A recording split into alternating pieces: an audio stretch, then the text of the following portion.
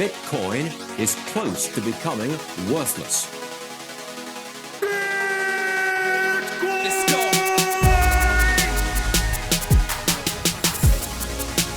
Now, what's the Bitcoin? Bitcoin's like rat poison. Yeah.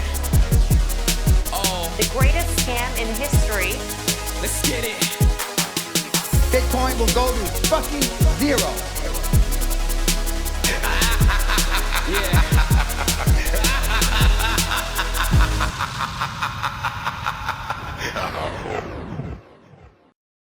Welcome back to the Bitcoin Brief, the show where me and Q&A catch up every 2 weeks to talk about Bitcoin, privacy, open source, keeping your Bitcoin secure, and the news and software updates that matter. I just wanted to say a massive thank you to everyone who's been supporting Ungovernable Misfits, and a big thank you to Foundation Devices for supporting the show. If you haven't already checked them out, go to foundation.xyz. They make cypherpunk tools for fuckwits, and anyone can use this, even me. If you have any questions or you want to reach out, feel free and I'll be happy to go through things with you. For anything super technical, I'll pass you on to Q. If you want to buy one of these incredible passports, use the code Ungovernable. It will get you a discount and it will let them know that I'm shilling. I'd also like to say a huge thank you to the Cake Wallet team.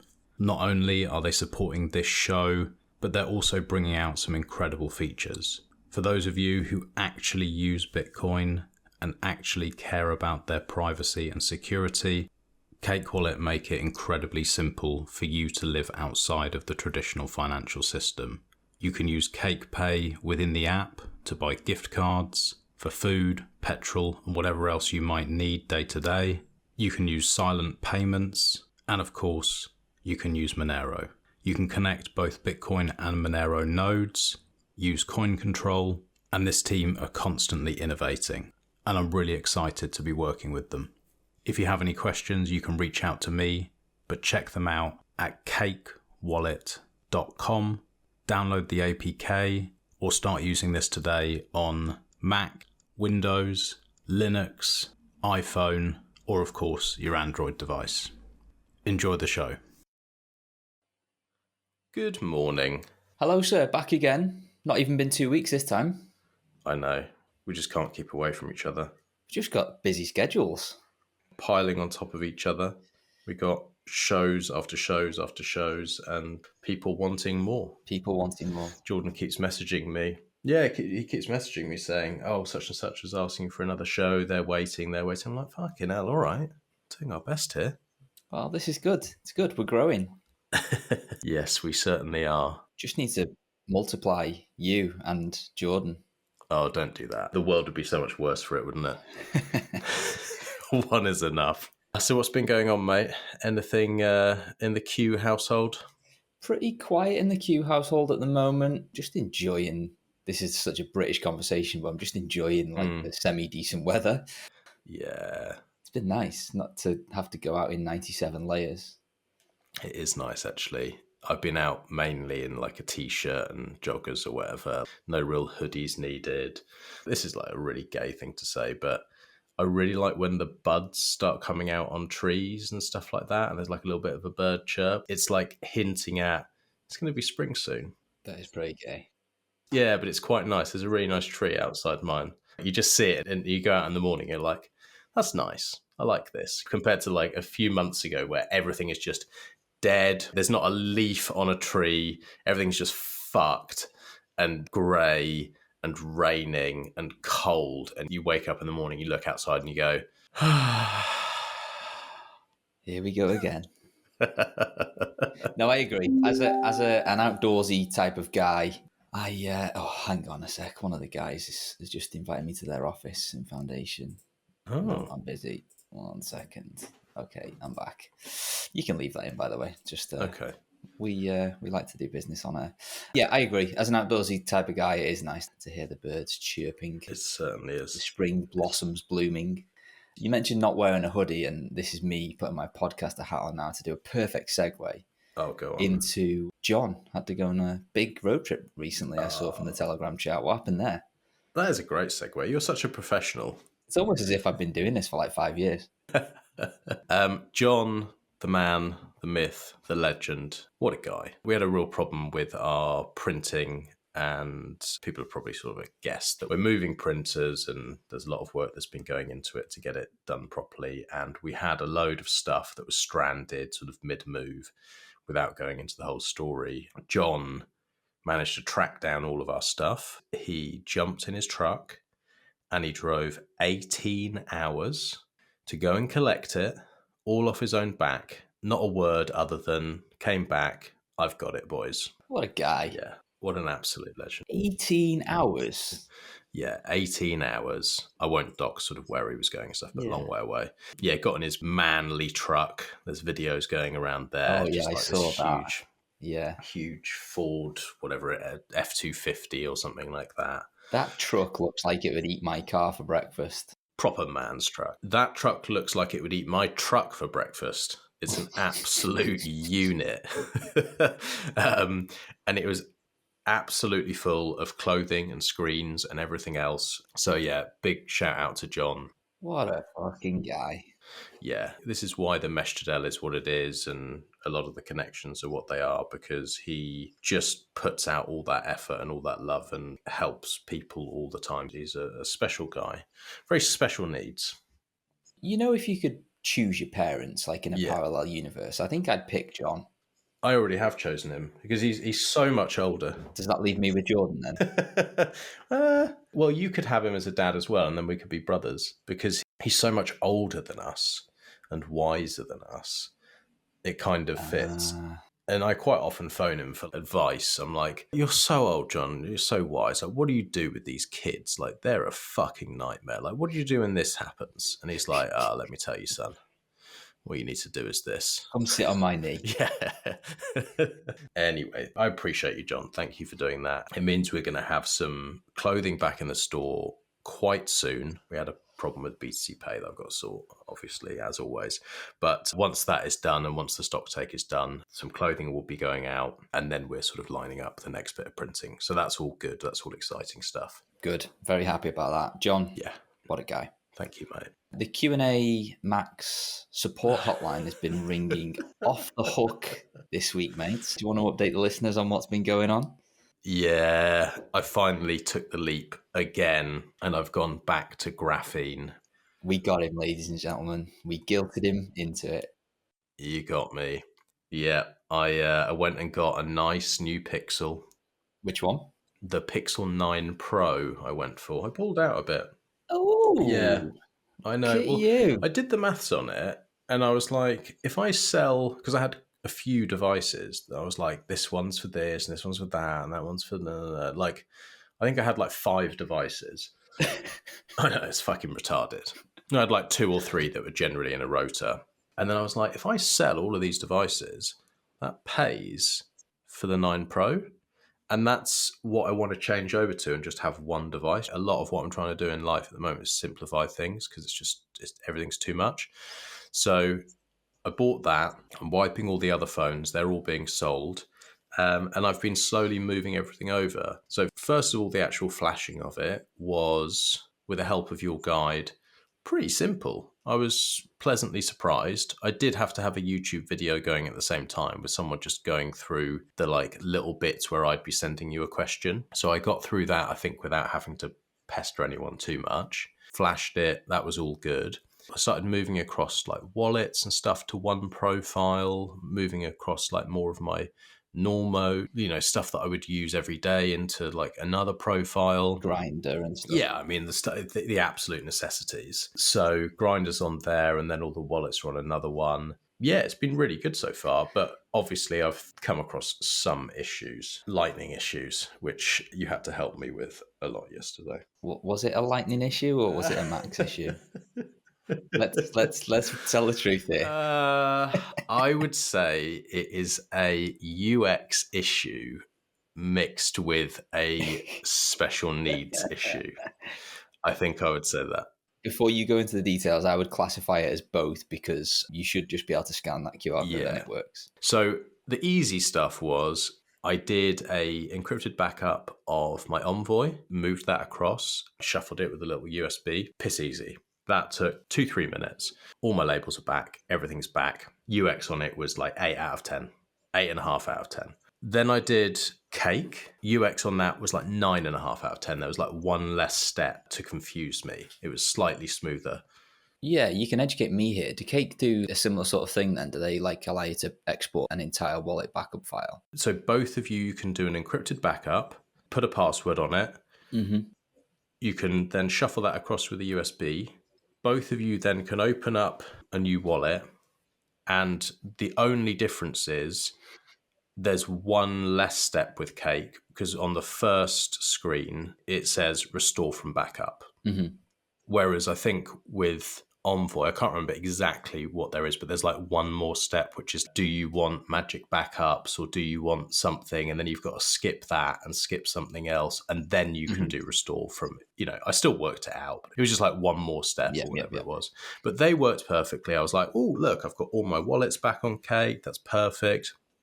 Everything works on Envoy. Perfect. Tested all that. Happy. And then I tried Zeus and I started to get quite frustrated because I was reading through the guides and nothing was working. And then I was like, oh, fucking hell, I'll look at a YouTube video. There's got to be something on here. And there was like BTC Sessions had done one like 2 years ago, which obviously is well out of date now. I was like, oh, that's not what I want. I kept playing around with it, kept getting failures and errors and problems. And then I was trying to like manually get it across, but I didn't have messaging apps on there. And I was like, I don't want to type this all out. And it was all that sort of stuff. Then I was typing the stuff out manually. And then I was switching to go back to another browser. I've got this on some other notes. Let me copy and paste from here. And once you went out of the app, not even out, like, you flick up and then scroll across to the next thing. Yeah. When you did that, it would start the whole process again. You couldn't just go through and fill the fields. You literally couldn't do it. Yeah. I was like, fucking hell. So then I messaged you.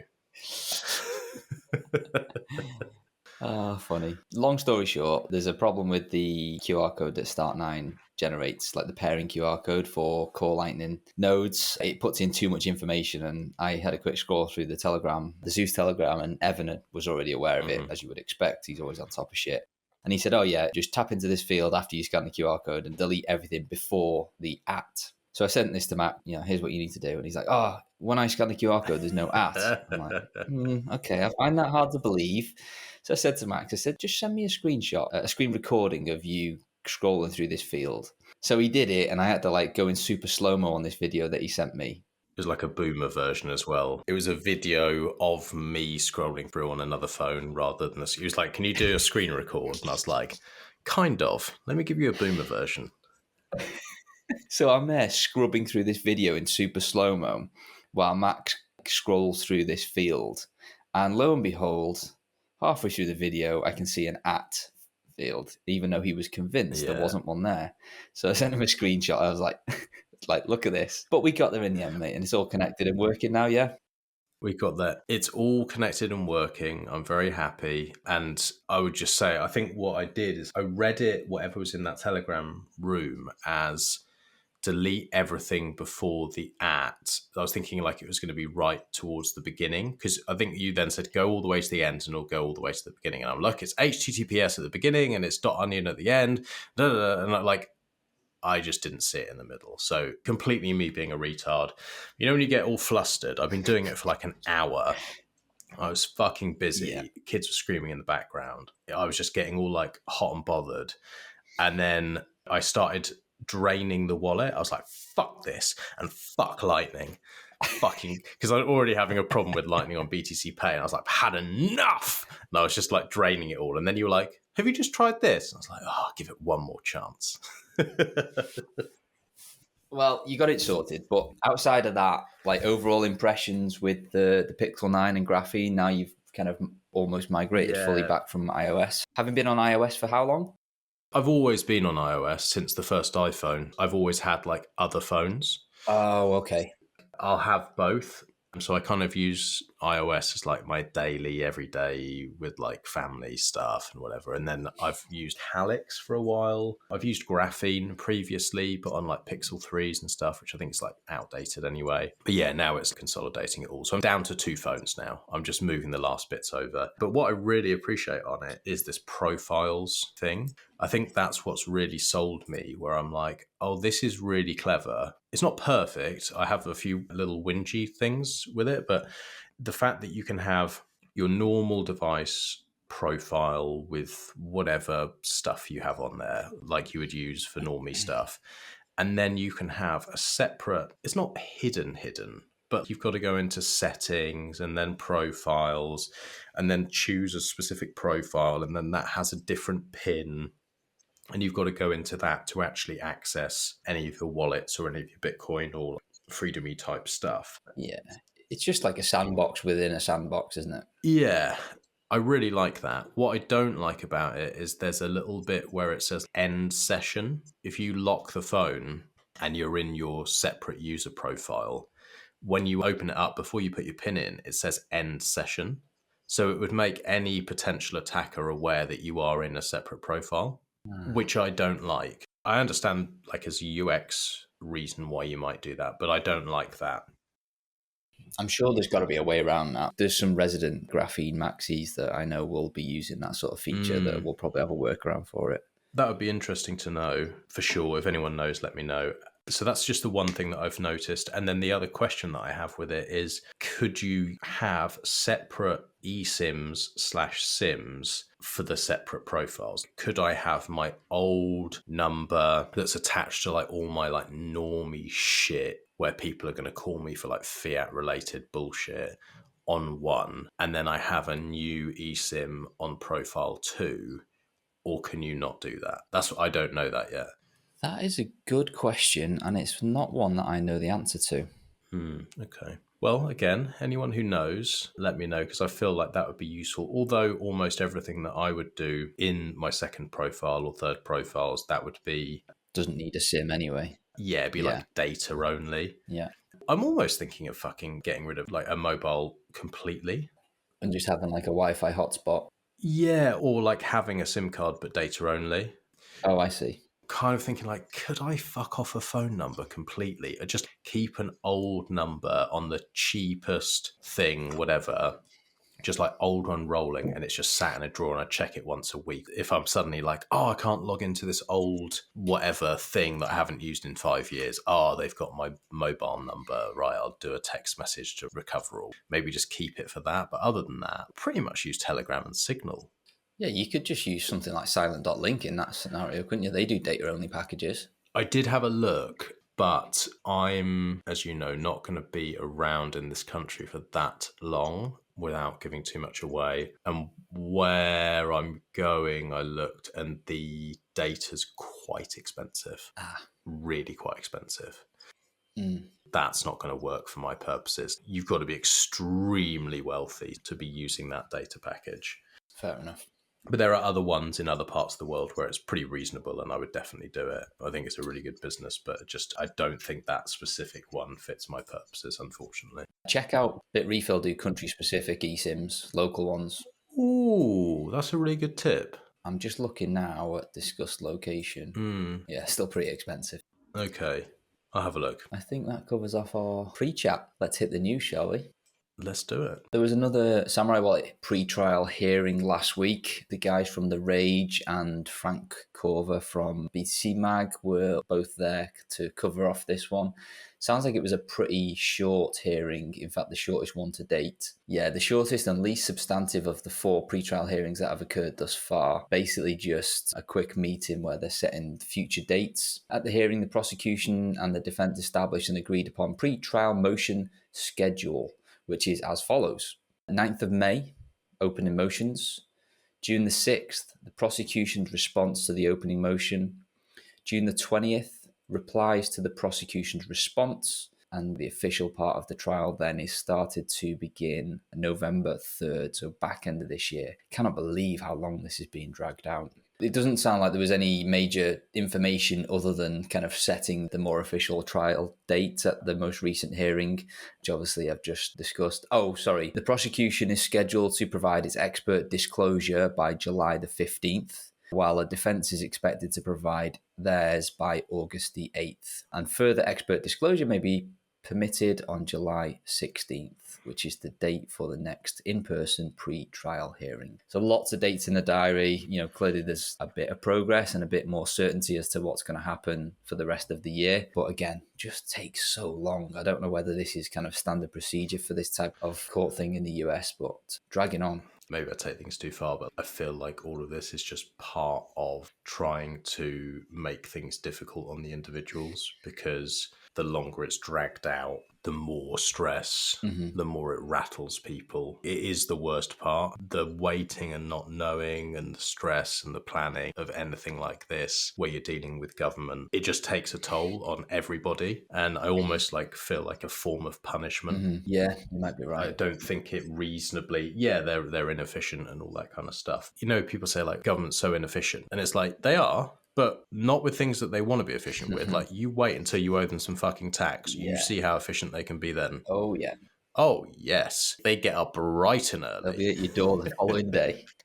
Exactly. So, I don't know. That's how I feel. And I feel for those guys and their families, because it cannot be easy, all this waiting. No, not at all. The only couple of very minor positives to come out of this recent news is that, number one of the guys is living with his family in Portugal, and the judge has granted that he can stay there and he doesn't have to attend in person for future pre-trial hearings, because obviously that ain't cheap to get from Portugal to New York and back again for all these hearings. So he doesn't have to travel now just for the pre-trial stuff. Obviously, I'm sure when the actual trial starts, he'll have to be present, but his lawyers can represent him for the rest of the stuff. So that should save some cash, which is good. Well, that's something. And then the other one was the coverage from The Rage, which is a self-funded publication. They were able to send a reporter to cover this pre-trial hearing, although there wasn't, as it transpired, all that much information to come out of it. They were able to have somebody sent there by crowdfunding it, essentially, which I thought was pretty cool to see that, there was enough people that cared about this on. If I'm being honest, it was mainly Nostr, people zapping, but I'm sure The Rage had a crowdfund on the website as well, where people were just sending funds their way so that they had enough funds to send a reporter to go and cover this. That's cool. So yeah, I thought that was pretty cool, and I'm sure they'll probably be doing that again next time around. So if you are a follower of The Rage on all of the different social medias, keep an eye out for that and contribute whatever you can to that. And of course to p2prights.org, which is the main fund for funding the defence here. Yeah, definitely. Okay, next up on the list, we've got OpenSats has announced their 10th wave of Bitcoin grants, which support open source software and developers in and around the Bitcoin ecosystem.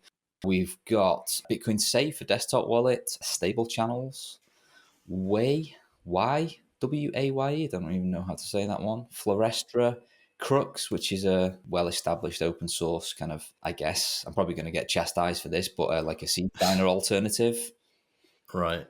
I think is built on the ESP32 or maybe the M5 stick platform. It's kind of like a DIY side of things, but with a bit of a bigger screen to seed signer.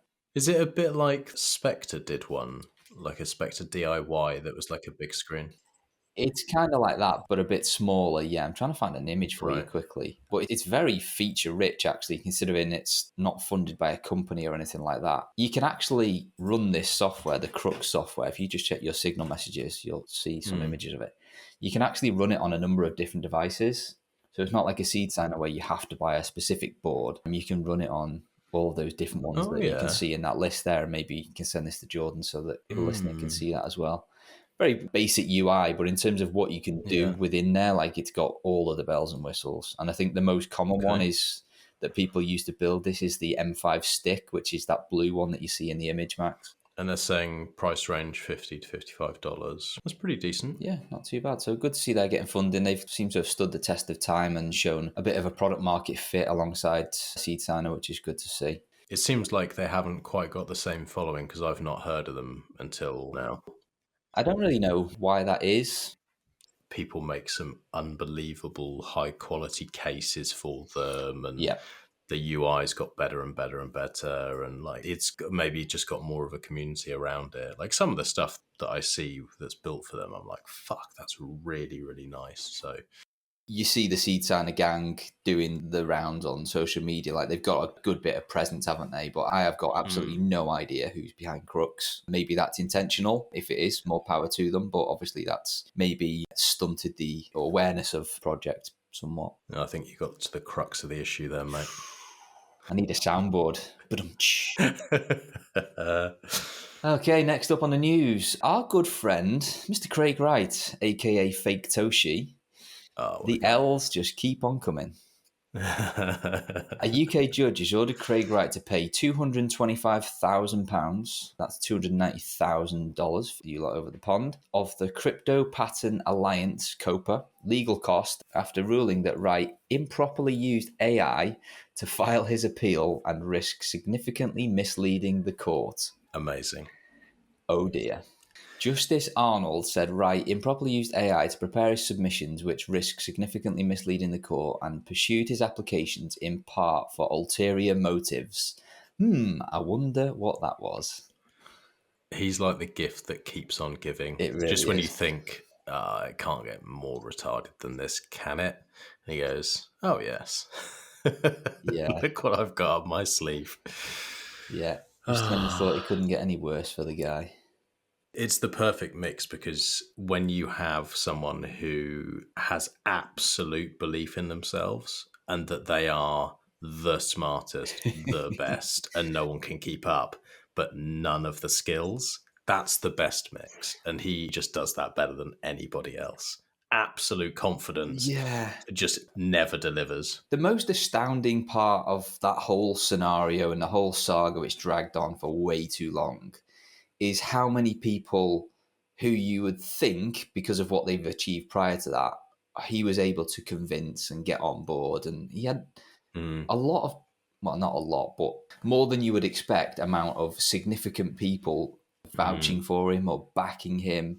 I just found that whole thing astounding. Clearly, you know, everything comes out in the wash and we've seen the insanity of the whole thing. But the fact he was able to fool so many people for so long is... I guess I've got to tip my hat to him a little bit, even though I do think he's a bell end. Some con men are just particularly good, and it might be that just if he's in front of you and you're not really entrenched in the space yet, you don't really see or like understand that Satoshi wouldn't be coming forward like this and all that kind of stuff, that he's obviously a fucking retard. But con men can get people to do all sorts of crazy shit. A bit like cults. People come out of it and you're like, how the hell did you believe that there was a magical unicorn and you had to feed it gold every morning and like this bloke had to fuck your wife and like that was going to save the world? And people are like, I don't know, but I did. I believed it. And that's kind of the same thing. It's so outrageous to believe him, but people did. Yeah, I think you nailed that. Yeah. Next up on the list, the Ledger Donjon, which is kind of Ledger's white hat. I don't want to call it a hacking arm, but they basically do penetration testing on Ledger devices and other hardware wallets as well. They have demonstrated a way to bypass the authenticity check and the firmware hash check of the Trezor Safe 3. Now, this was done, and in fairness, they've obviously done the responsible disclosure thing, because the disclosure that I'm reading from here is from the Trezor blog. So it's Trezor saying, look, the Donjon team found this and here's our take on it. As always, they've done it using an advanced voltage glitching technique, which basically just meant that they were able to skip the supply chain verification part of the Trezor onboarding. Crucial parts here are that private keys were never at risk. You couldn't extract the private keys or the PIN as part of this. It was basically they were able to, I guess, spoof the authenticity part of the device in terms of the supply chain side of things. The attack requires full physical access to the device. This includes disassembling the casing, desoldering the microchip, modifying or extracting the data using specialized tools, and then reassembling and repackaging the device without leaving any visible signs of tampering. So as always, there was bound to be some alarmist headlines around this, but when you actually read into the details of how these types of attacks are pulled off, Yeah. the reality of this actually happening in real life and it resulting in somebody actually losing their real world funds are very, very low. Yeah. And that's me speaking and vouching for a competitor at Foundation, but just being open and honest here. It's highly unlikely that would happen. Yeah. But it's good they do this kind of stuff. Definitely. Like, as much as I really strongly dislike Ledger, the devices are shit. The fact that they leaked everyone's data is incredibly shit. The decisions they've made recently are incredibly shit. I would never, ever, ever advise anybody ever use one of their devices. But I really respect that they do this, and it's useful for the space that they do it. Definitely a net benefit for the wider hardware wallet ecosystem, Huge. without a doubt. This type of testing is fucking expensive. I bet it is, yeah. I bet this is millions and millions and millions of dollars being spent on this, and everyone who uses Bitcoin benefits from it. So thank you, Ledger, for that. Yeah, absolutely. Next up, the Tornado Cash has officially been removed from the US or OFAC sanctions list, alongside a stark warning from the US Treasury. The Treasury has issued a warning that US persons should exercise caution before engaging with services like Tornado Cash amidst the software's removal from the OFAC's SDN list. I'm not sure what SDN stands for. Yes, I do. Specially Designated Nationals and Blocked Persons list. Basically, the naughty list. Yeah. So they've taken them off it. The removal... They're off the naughty step. Yeah, the removal announced by OFAC this morning comes after the Fifth Circuit classified a lower court's decision to designate the Ethereum software as a sanctioned entity as unlawful, which occurred last November. The Treasury's sanctions against Tornado Cash were in part lifted because the Fifth Circuit had determined that both Tornado Cash and the Treasury would be, quote, powerless to stop North Korea from using the software due to its use of immutable smart contracts that cannot be altered. Would you look at that? Okay. They're finally starting to understand. Well, that's some very good news. It is. Sadly, I don't think this is going to have any consequences, positive or negative, for the proceedings that are currently undergoing against Roman Storm, who's being tried by the Southern District of New York. Pardon the pun, but the jury's still out as to whether this is positive or negative. I don't think personally it's going to have much of a weighing on the outcome of that case. I might be completely wrong. I hope it does have a positive effect because, clearly I think Roman Storm did nothing wrong. But I guess we'll just have to wait and see. Nonetheless, it's good to see a bit of common sense. How can we sanction something that nobody's got any control over? Yeah, well, that's good. Oh, here we go. As for the prosecution of Storm, the judges previously denied a motion to reconsider the dismissal of the case against the developer based on the Fifth Circuit's sanctioned reversal, arguing that much of the case rests on the development of the Tornado Cash user interface rather than the Tornado Cash smart contracts themselves. That kind of answers my previous question. The judges already said. Okay, next on the list, a couple more solo miner blocks have made their way into the Bitcoin blockchain in the last couple of weeks. Nice. Block 888737 was found by a miner on a FutureBit Apollo. Block 888989 was, and this is the interesting one, was mined by a miner.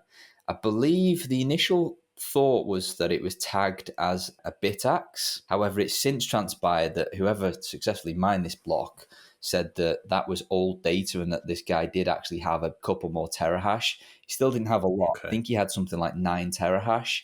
I think he might have been using one of these Canaan mini miners. Avalon Nano 3s. I'm pretty sure, if my memory serves correct, he's got something like that. But the thing I do remember is he had like 10 terahash. It wasn't a lot at all. He was doing it via self-hosted public pool, which he was running on his Umbrel node, which I believe is the first block we've ever had mined on such an instance.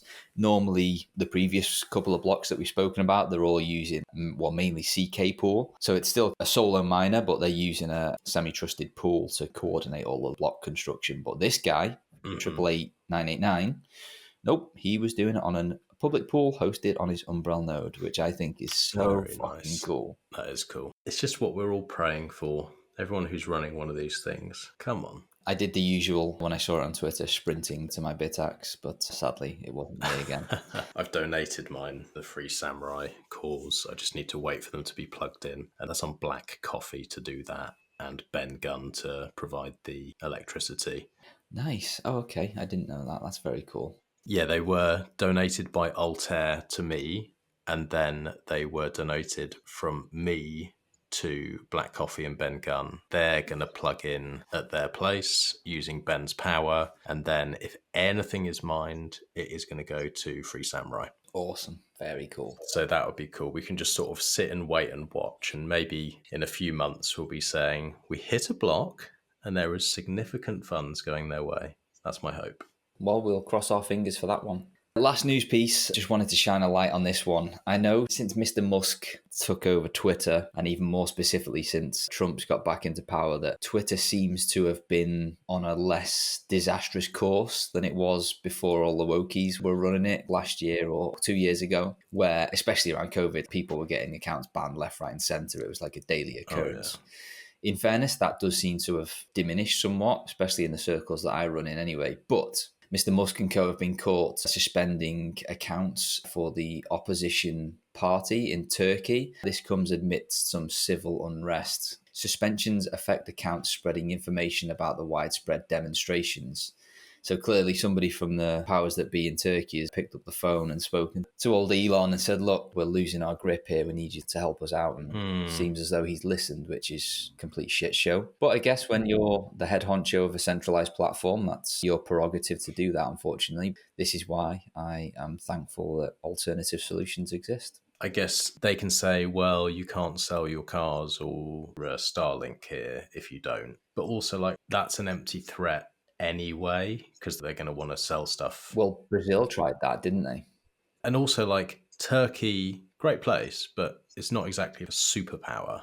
Do you know what I mean? Yeah.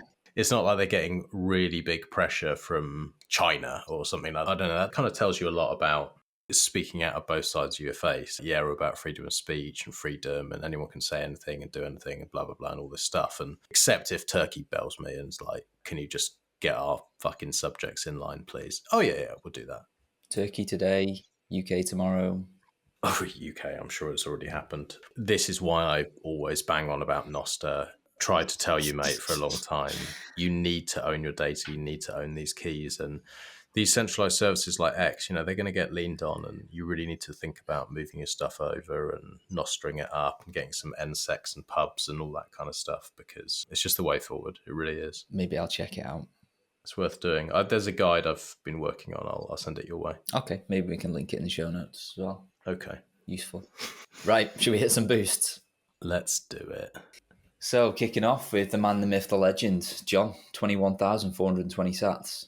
I have nothing witty to say today. Love you boys with a heart. Probably got nothing witty to say because you drove for 18 hours, you fucking lunatic. But we love you. We love you too, Dad. Mate. Yeah, thanks, Dad. Shadrach with 12,393 sats. Hashtag 40 hours per week. Headphones, cigarette, love. Thank you, mate. Late Stage Hoddle, 10,000 sats. I'm not sure how to ask this question, but you two Brits are the closest I am to anybody in the UK. Can you tell where Danny Knowles is from just from his accent? I haven't heard Peter's... Okay, that's fine. Okay. We can insert that in. So, okay, that's fine. Very quick. I like it. I haven't heard Peter's...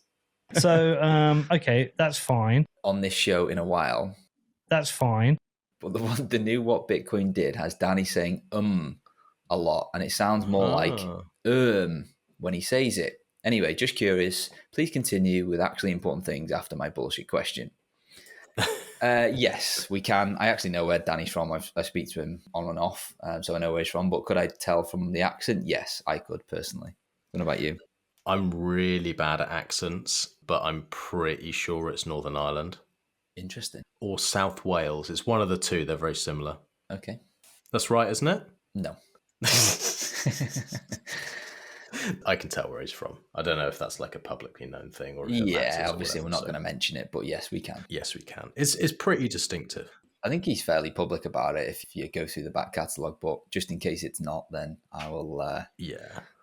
I'm not going to dox it. We don't want to be those guys that say those things and leak information. Yeah. But yeah, you can pretty much I'm really bad at, I can hear an accent and know oh yeah, that's that. But I get a few of them confused, like places confused. Because to me, anything that's like north of, Oh, here we go.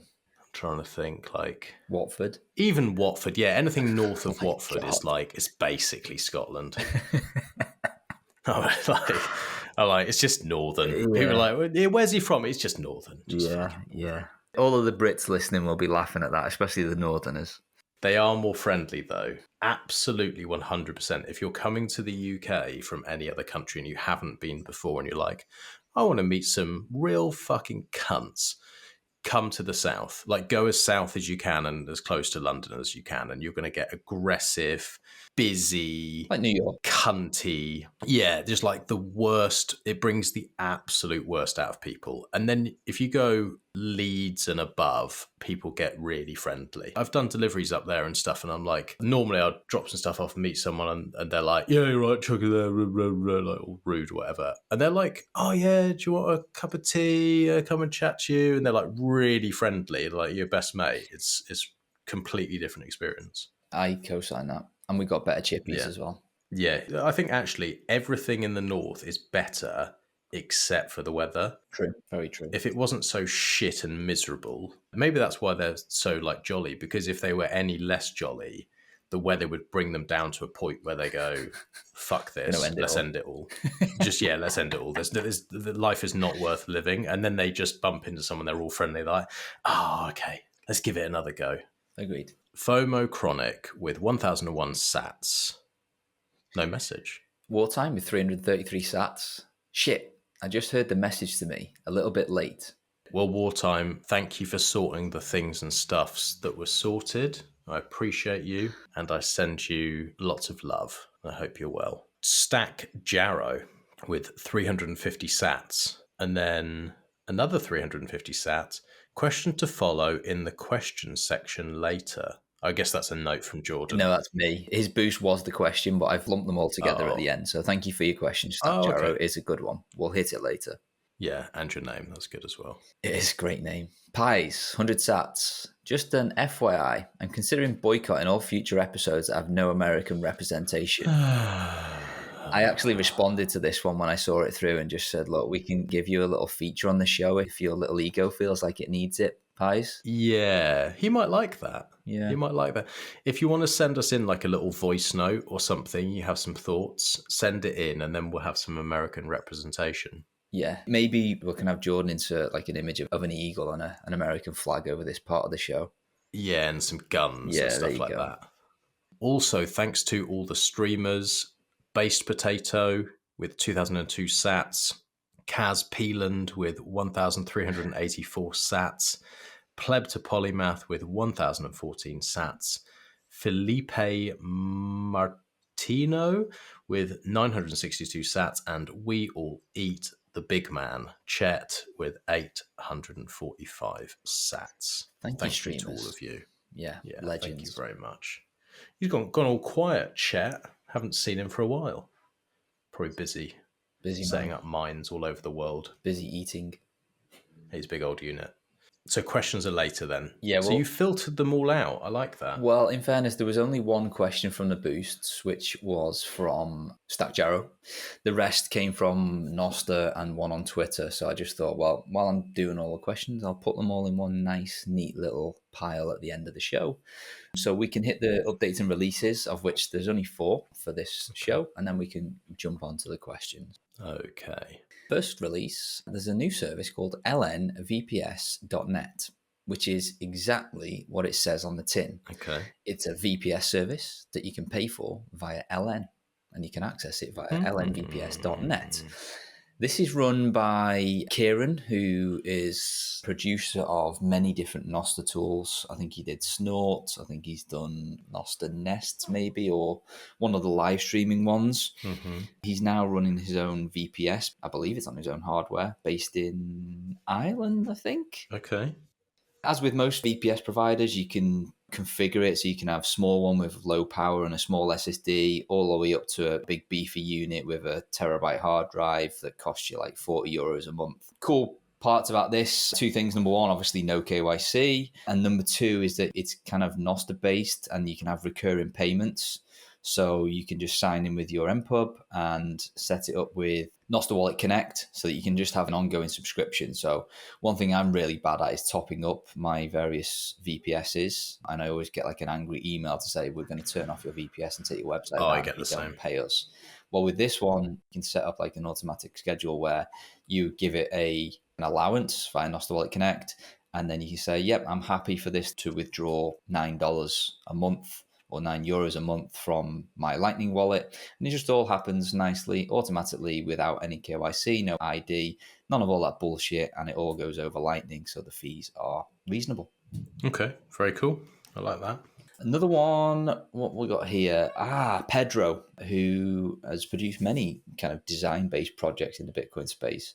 He's done a longer-awaited update to his satsconverter.io website, which is, well, again, it does exactly what it says on the tin, basically. It converts sats to Bitcoin and then Bitcoin to loads of different fiat values all around the world. That's what you have it on your website. Yeah, so if for those of you that have ever used bitcoiner.guide/convert, I essentially forked the original version of this project that Pedro made and just made it suit my website design. Obviously, kept the donations box for Pedro at the bottom to make sure anybody that supports it supports him, not me. And yeah, he's just done an update after quite some time where he's added in some additional features where we've got a static version of sats per USD, sats per Russian ruble, etc.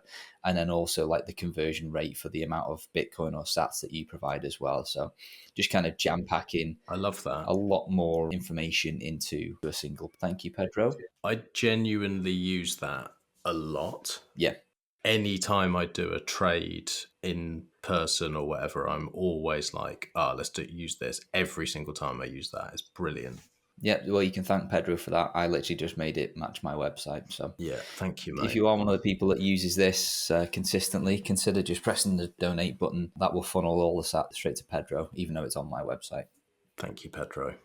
Robosats version 0.7.5 alpha has been released. And what's new here? We've got a JavaScript warning. We've got users will now be advised when they select a coordinator that doesn't offer swaps. And then for coordinators, orders stay public even if there is a non-confirmed taker, allowing multiple robots to take the same order. That's interesting. I wonder how that one's going to work and not have collisions, but clearly they've thought that through. And then the last one on the list, just wanted to signpost a useful tutorial by Mr. BTC Sessions. He has done one on Lliana wallet. So if you're interested in being at the cutting edge and testing out with Miniscript and decaying multisig, etc., then he's done a 56-minute video for you to go through and kind of test that out. Emphasis on the test here. This is new software and not all hardware wallets support it. So tread carefully and maybe just do it in testnet mode. Is it Ledger and who's the other ones who do it? Ledger, Bitbox, and I think Coldcard have got it, but you have to install their Edge firmware, which is like the non-mainstream one. Okay. Yeah, tread carefully. Okay, on to the questions. Thank you to everybody that got involved. As always, the Nostr crew came through strong with just one question from Boosts and Twitter. First one comes from Expatriotic, and he's asking me what my use case is for Voca. So Voca is something that's come out this week, which is a text-to-speech engine for Android, for Graphene. Mm-hmm. Basically, very simple. It's just a very simple application with a text box. You paste some text in and it reads it out for you. You know, you can configure the languages. Oh, I like that. The crucial part here is like there's loads of tools that do this online and you can pay and they use fancy AI voices and you can have it be Morgan Freeman reading a book to you if you want to. But they're all paid services and they're all cloud-based and they're all harvesting your data. Voca is 100% local. So let's say you want to read an article or convert somebody posts a really long Twitter thread or something like that. Just copy the whole lot, paste it in, and you can have it all converted into a voice of your choice, or locally on your phone, such that you can listen to it. I'm very excited about this one because I'm a bit like you, Max. I don't like reading long form content. So whenever there's a blog post that comes out that I see, I normally use one of these cloud services to convert it so that I can just listen to it because I just take it in so much more easily. well, I don't need to use any of those now. I can just do it all locally on my phone. And it's very quick in terms of the conversion from text to speech as well. It's all open source. It's available on, well, I downloaded it from zap.store, which is kind of like a Nostr version of F-Droid. Already supported them with some sats to say thank you. It is very early release, so expect some bugs, albeit I've not found any just yet. Yeah, it's a very promising piece of tech and completely free to use. So Nice. if you do get some value from it, consider supporting the guys there. Excellent. I might use that actually. It's very good. Yeah, if you're shit at reading like me, it's a very, very useful tool. I can't imagine that you'd be shit at reading. You're always doing guides and reading through stuff and whatever. Well, I listen to most of it. Do you? Yeah. Oh, So I okay. get most of my information via podcasts, and then if there is blog posts, I'll just convert them to audio. Yeah, because I imagine you being like one of those people. It's like, oh, just read through the documentation, and you'd like sit there like reading through. Like When that. I have to. Yeah, okay. Doing the text to speech stuff on that kind of documentation, it's horrible to listen to. It's like section 1 dot. Yeah, It's yeah. like horrible to listen to. Agreed. And then the second part of Expatriatic question, and when did you realise you're becoming obsessed with Nostr, and are you seeking help? Good question. Nostr, just like Lightning, for me, is something I go super bullish and then slightly bearish on over time. It comes and goes in waves. As you've noticed, I'm going through a bullish phase at the moment. Yep. When you read stories like the censorship stuff that we talked about in Turkey and things like that, that sort of stuff only seems to be going in one direction. So yes, there's a shitload of hype around Nostr and a lot of stuff being built that probably isn't of real world use to some people, but the crux of the protocol itself does show a lot of promise if you kind of look past all of the hype and stuff. So I'm just thankful that it exists and just trying to do my part to kind of use it, raise awareness for it, and help push the network forward, because I think it's important in the 21st century to have something like that available. That's fair. Next question. Camper on Nostr. How cool is the eCash NFC tipping? Have you seen this, Max? You probably haven't because you don't go on Nostr much. I don't know. I get confused on there. Camper on Nostr, how cool is the eCash NFC tapping? Well, it's just like paying with NFC. So Kali, prolific Bitcoin, Lightning, and now eCash developer, has basically got this working between two different eCash wallets where, well, maybe not for us with Graphene, but probably you with your iPhone, when you go into WH Smith to buy your sweeties, and you just tap your phone on the card reader. That's what 99% of the population are using. Yeah. Maybe not in America because they seem a bit backwards with payments, and tap to pay doesn't seem like a thing. Hold on. Just before you go any further, you can't do that with Graphene? No, it doesn't work. Why is that? Just it has to disable something. Google doesn't allow it. It's not that Graphene doesn't want to. It doesn't open that part of the, I guess, API or the structure to non-official versions of Android. Oh, that's a shame. I quite like that. Sometimes I'm like fucking out of my wallet with me. Always have my phone, and then it's saved my skin a few times where I've been like, oh, I actually really need to get some diesel or like something like that. And I'm like, oh, yeah, I can do that. I didn't know that. Okay. Yeah, back to the story. Kali, the dev, has got this working between two different phones for Cashew. So it's essentially what it says on the tin. You tap one phone, you construct the transaction, tap one phone to another phone, and it uses the NFC to transfer the eCash from one to the other. So yeah, it's pretty cool. I think Zeus has had this via Lightning for quite some time. So I don't know whether they've been able to do it cross-platform like Kali's managed to do. So he's got it working from iOS to Android, which is very cool. But yeah, clearly it's a form of payment that people want to use. It's got that Lindy effect. It's what most people in the UK do. Everybody just taps with their phone. I do feel like a bit of a boomer these days when I get my bank card out and tap it. Well, it's just nice and convenient. And there's something about the UX on an iPhone where you do it and then you feel like a little... a little vibration, oh, that's worked. It just is actually quite a nice experience. I think it's slicker than doing a QR scan. There's not much in it. It's just a bit nicer. Agreed. Yeah, 100%. Next question. I'm going to pose this one to you because I know you've had conversations on the pod before now around similar sorts of stuff to this. Nobody on Nostr asks where to go when the situation in Europe gets worse. How do you prepare for that? Something that's on my mind more and more, unfortunately. Yeah, good question. This is honestly something that I have discussions with people all the time off air. Like so many friends and people close to me who have just gone, fuck this, and they're just getting out. I think it depends on your personal situation. Mm-hmm. I sort of hinted at it earlier. I'm not long for the UK. I've finally made the decision that I've had enough. I woke up and just had enough. I'm not dealing with it anymore. And obviously, I'm not going to disclose the location we're going, but I would say that look at what you want out of life. Do you have a family? Do you have young kids, older kids? What situation are you in? What work situation are you in as well? Like, can you just work from a laptop, or is it a specific industry? Because a lot of that is going to affect how you can make this move. And then once you've got that down, then I would start looking at where is the best tax structures for that meet your needs, basically. Honestly, a lot of the AI stuff is really useful for this. Like, you can sit and just ask questions and look into where's going to be best for you. A lot of people are going to Dubai. To me, I find it completely soulless. It's not somewhere I'd want to raise a family. I think if you're like there and you're young, if you're in your 20s and you've got a bit of money and you're just a top shagger, you probably have a great time. You'd have a great time out there. But educate me here. What's the main draw of Dubai? Is it just the tax thing? Zero tax. I was going to say, it can't be the freedom side of things.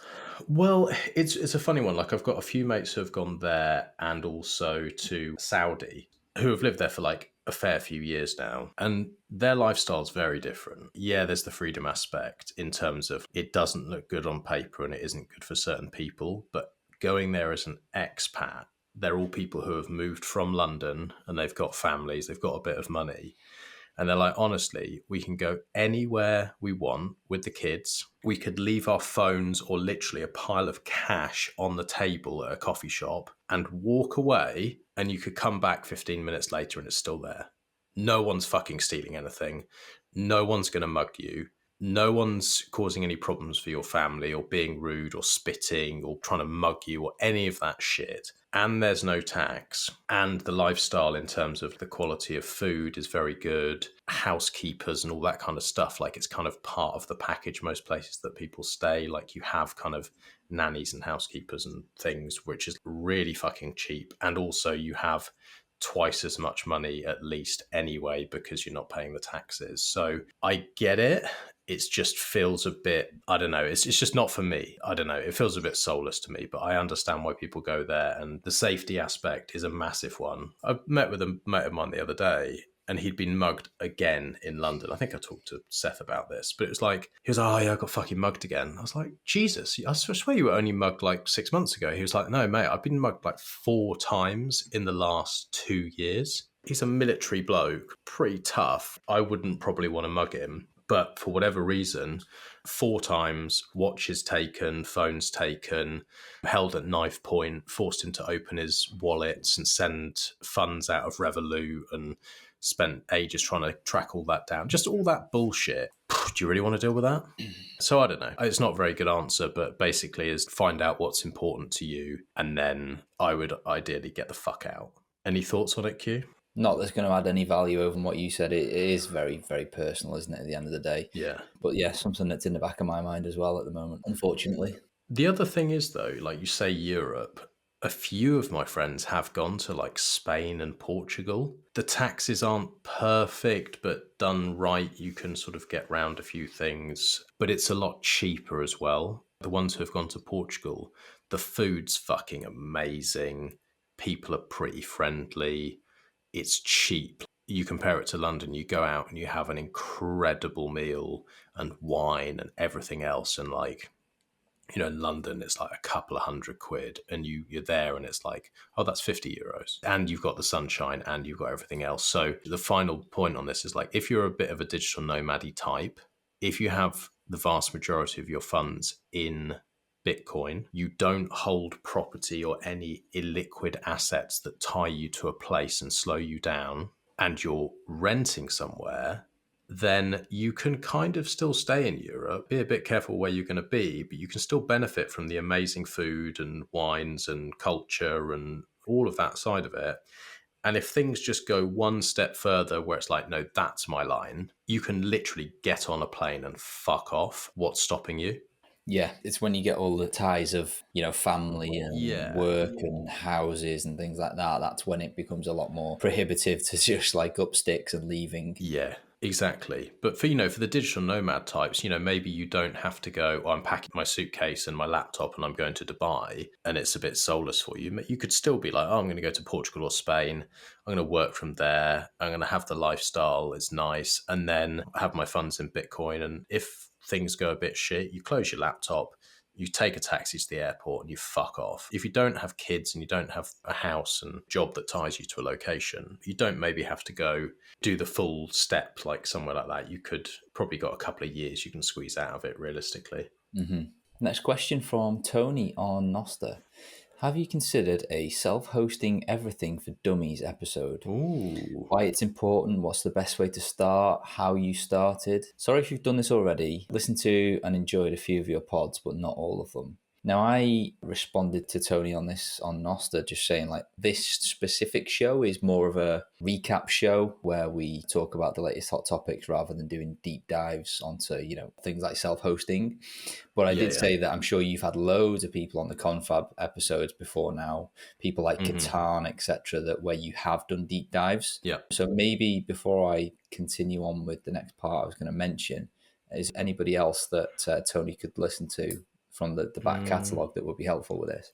Yeah, like you said, I think Catan, we would have gone into it. I did the Start 9 episode with Matt Hill. We went fairly deep into that and like routers and all that kind of stuff as well, but went fairly deep into it there. I'm very bad at remembering this kind of, I'm no Stefan Livera.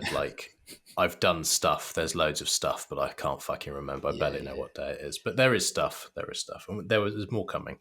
Cool. All right. And there might be more coming in the future as well. Just to dangle that carrot. For sure there is. Stack Jarrow. This is from the Boost. What's the best way to start obtaining sats, non-KYC?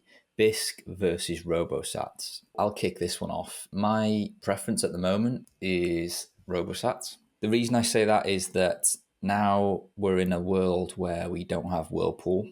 I try to minimize my on-chain footprint and do everything over Lightning because of the default spend privacy that affords me. So if I can get my sats over the Lightning network and just not have any footprint at all on the chain from a start point for those specific sats, then I'm already at a better starting point versus if I was to do it with Bisq.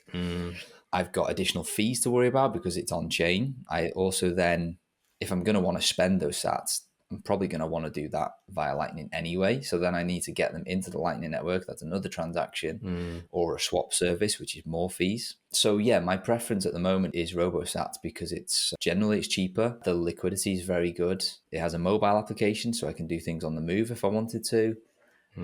Yeah, and it just minimizes my on-chain footprint and save me sats in the long run via fees. Yeah. So that would be my preference. The only thing I can add to that is it will depend slightly on the amounts that you want to be doing. Oh, absolutely, yeah. So if it is larger amounts, you're probably going to have to use Bisq or in-person trades because Robosats really is for smaller amounts. But yeah, I completely agree with everything you said there. In terms of what's more private, what has less fees, yeah, definitely Robosats. And Stack Jarrow, if you check out my pinned tweet on Twitter, it alludes to, in a bit more detail, the flow that I'm talking about in terms of getting some sats from Robosats and then how you could use them to spend. If your goal is not to spend, then you want to accumulate long term or buying smaller amounts and still get, the end goal is that they come on chain. Yeah. It's kind of like a bit of a holistic approach there where you can have a step-by-step guide, so check that out as well. Yeah, nice. Cool. Right, before we hit the last one, I just need a piss, mate. Okay.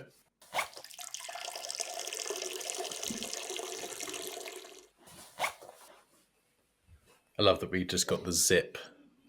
I did that on purpose. Okay, and the last question comes from SX6, the backups guy on Twitter. And this is a good one. I like this one. Does degrading multisig of the type used by Anchorwatch require all funds controlled by a private key? I presume he means private collection of private keys because it's multisig. Does it require those funds to be moved at frequent intervals in order to keep the full signing quorum active?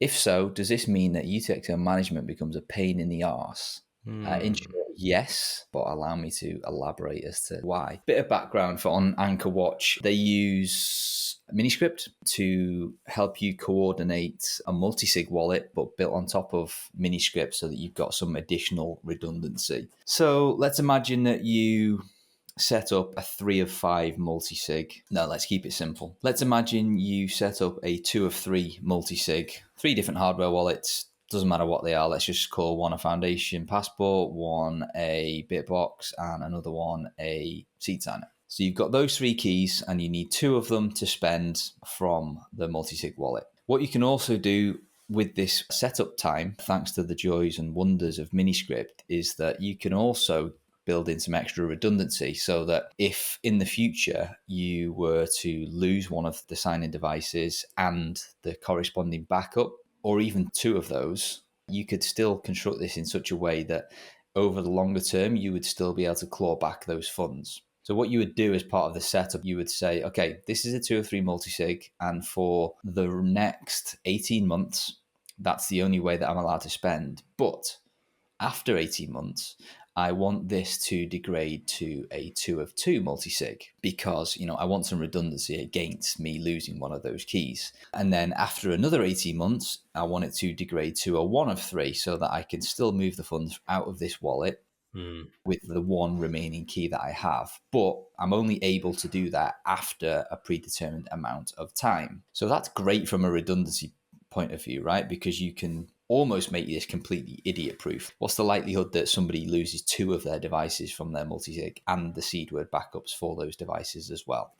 Well, you could be that stupid and still, if you were using a setup like this, over time, be able to reaccess those funds and move them into a wallet where you do control all 3 of the new keys.